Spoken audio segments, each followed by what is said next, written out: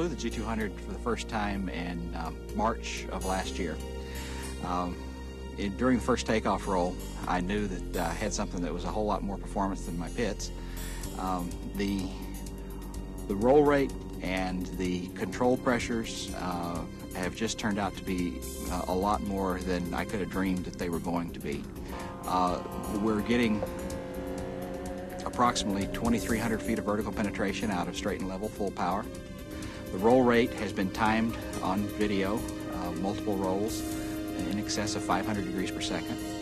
And we've not been able to find anything that the airplane does not do extremely well and extremely easily. First impressions, first one is just the visibility out of the airplane.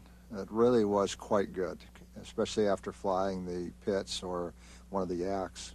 Taxi out, very simple, easy takeoff. Two things surprised me on the flight.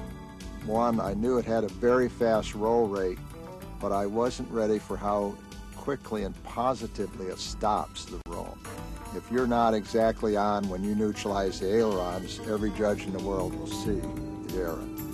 The other one, it was how docile the airplane is on landing. It really is, goes straight. The only way it'll act otherwise is if you wiggle the rudders back and forth. The biggest problem with flying this airplane is you have a permanent grin and you get creases on your cheek.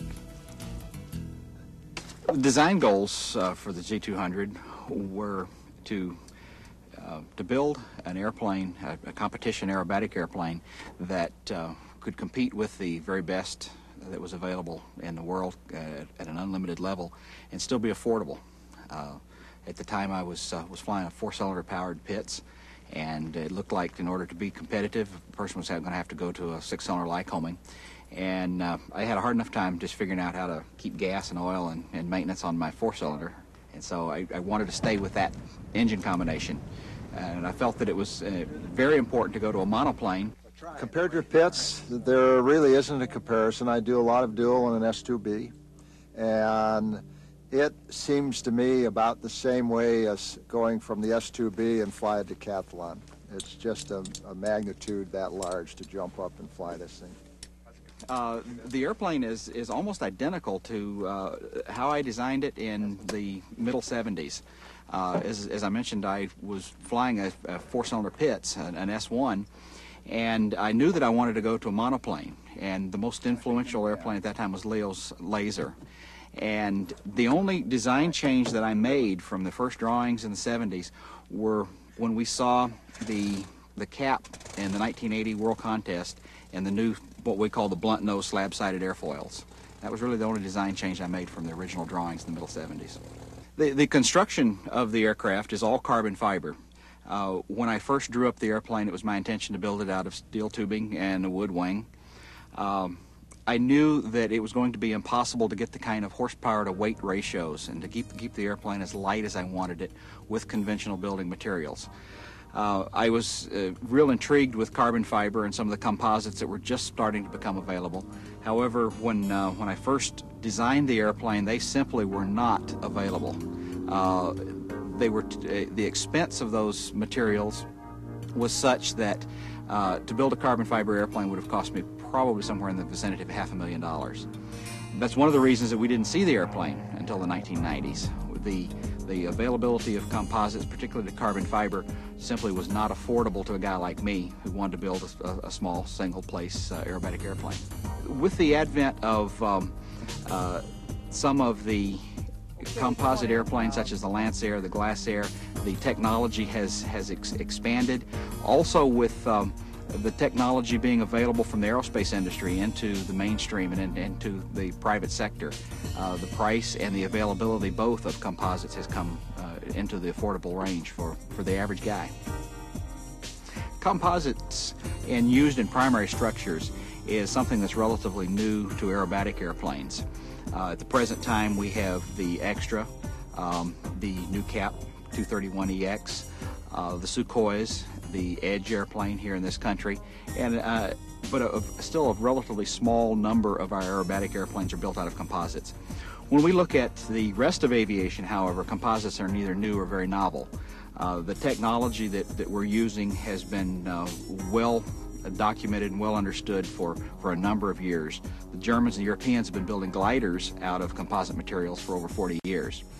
So it is the adaptation of a process and a material that was very well understood and very well known into an area of aviation where it had not been seen before, which has caused some question. One of the things that's real important to understand about composites is that while they are very different from metal or wood, they have a certain set of advantages. They also have a certain set of things that need to be done during construction and also in their care after an airplane has been constructed. Just like you wouldn't want to go out and fly a metal airplane that was full of corrosion, you wouldn't want to go out and fly your composite airplane that had obvious physical damage to the surfaces. It's something that's different, and it does offer us the ability to build airframes that are very light for their strength, very durable. It's possible to build structures that have virtually no fatigue. So I was there when they sandbagged the wing to test the stress for the G-load, and it was frightening just watching all the sandbags up there, and we did not get the amount of deflection that was indicated from the initial engineering studies. So it is a sturdy wing. The load limits that we started out with to look at were plus and minus 12 Gs. The airplane at its normal aerobatic gross weight never comes even close to the structural limits of the design. So the last thing I want to ask you, Ralph, is that you're sitting on the tail of the airplane. What happens if you do this on a pits? Well, if it was your own, they'd think you're crazy. If it was someone else, you probably wouldn't be alive when you hit the ground.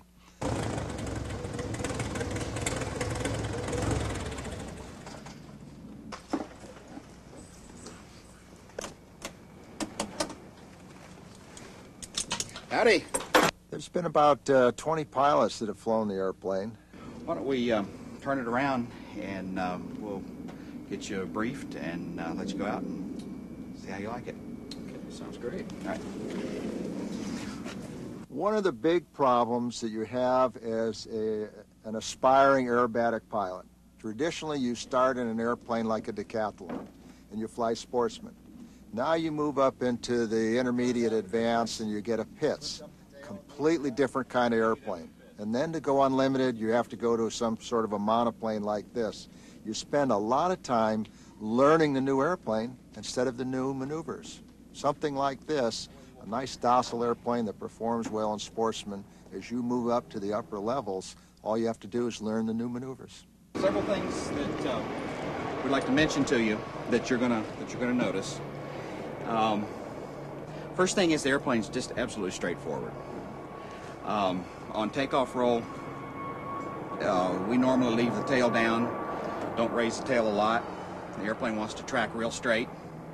We have 2 seatbelt systems. We have the real wide straps for your shoulders because of the layback seating position.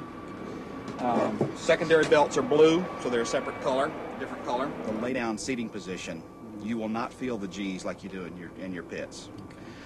We have people that get in the airplane and they come back with 8, 9 G's on the meter and think, oh man, I didn't pull more than 6. So, and the second reason is that all of the controls are extremely light.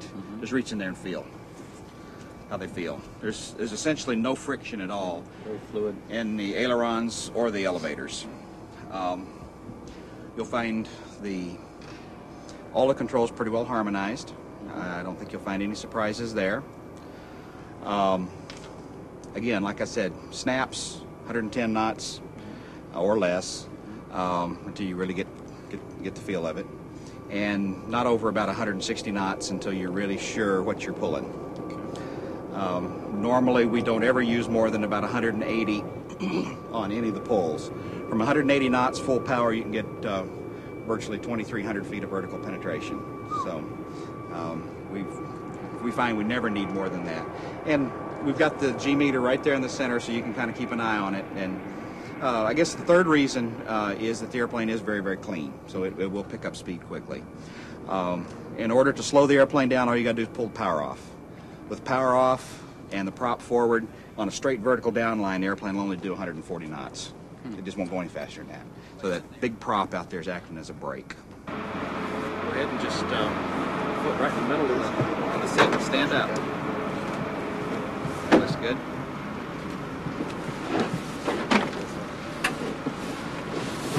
You get down into the shoulder straps.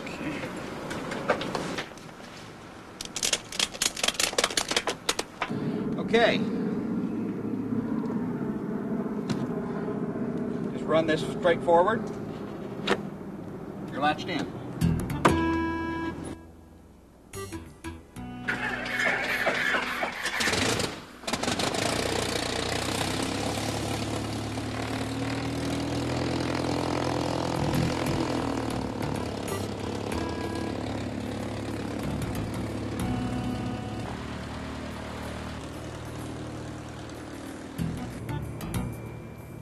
Type aircraft, Golf Sierra 200. That's a monoplane.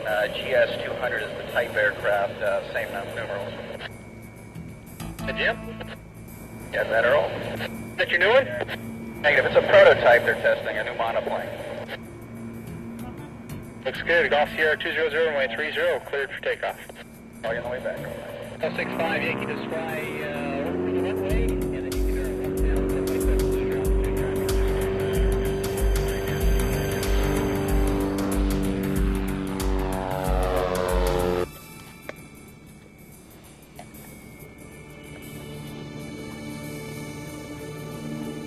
Sure what runway they gave him? It said continue straight into 7, so maybe on 7. Proceed as requested on the lift off. Use caution and remain west of runway 30 for traffic landing.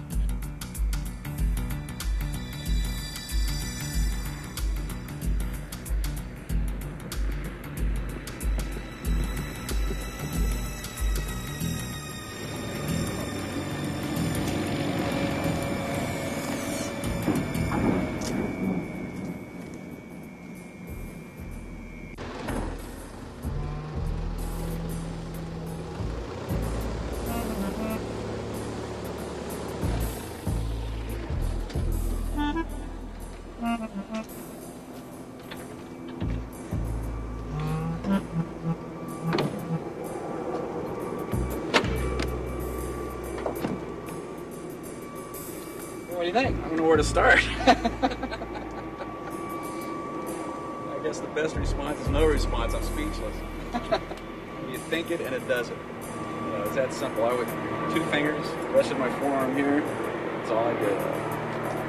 What more can I say? Except learn how to land the thing. It wasn't bad. You just flared it a little bit high. You had the attitude just nailed. The attitude was perfect. Really? Yeah. I just kept thinking, Just a little bit up in the air. gotta get out of that pits mentality. When I lifted off, I'm getting ready to lift out, and I wasn't thinking, I'm thinking pits. It was off. It was that quick. I could not believe it. Whew. Boy, you really have to change the mind. When you're flying a pits, you've got to remember, you're in a monoplane GS 200, not a pits anymore. All right, I'll shut up and get out of this thing. What all did you do with it? God. A lot of vertical maneuvers. If you ask me numbers, I can't tell you because I was having too much fun to look. A lot of vertical rolls, vertical snaps, in-out eights, rolling turns, in and out, horizontal snaps, just outside turns, things like that. It's just tremendous response. What did you think of the roll rate? Incredible. Even in the vertical, just unbelievable. I was really impressed. I just can't believe the response. I didn't think any other airplane could perform better than a one design. I don't know if I should say this, but the response was a lot more crisp. It really was. It was just a crisp airplane. That's how I would describe it. It's as if your brain is hooked to the controls. You think it's done, and it's crisp. Yeah. It's tremendous. Woo! Everybody that buys one gets a hat. You are now an official G200 driver. I appreciate that. I don't really want to get out of it, but I know I have to. We will be providing training and checkouts at the factory in Troutdale, Oregon, for builders who would like to bring their airplanes to Portland and finish their final assembly there. We will be offering a 10-hour aerobatic course for those people who are interested in brushing up on their proficiency and making sure that they're ready to fly and make the first flight in their G200. We also will be offering flight test services, as a lot of the kit manufacturers currently do, where we will have our own test pilots available to do the first flight in your kit-built G200. Flown a lot of different kind of airplanes, both military fighters that were exciting, a lot of aerobatic airplanes, but this is the tops.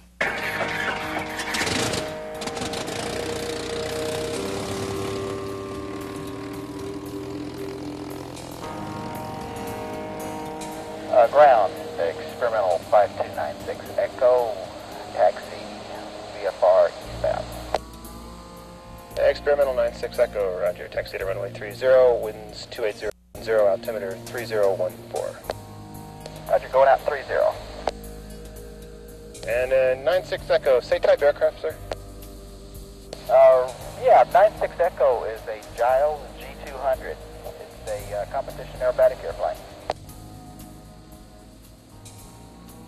Looks like a fun little airplane. Who makes it? The G200 is built by Acrotech Aviation. We're up in Troutdale, Oregon. How do you reach you guys? Give us a call up there at area code 503-666-2284. And we got a little information packet that we like to send out to folks. It's got all the specs and an article and pretty much any of the information that you need. So, we'll send that out to you, or just call us up and we'd love to talk about it too. You can contact Tower and Ready. Have a good flight, sir. You got it. We'll see you on the trip back.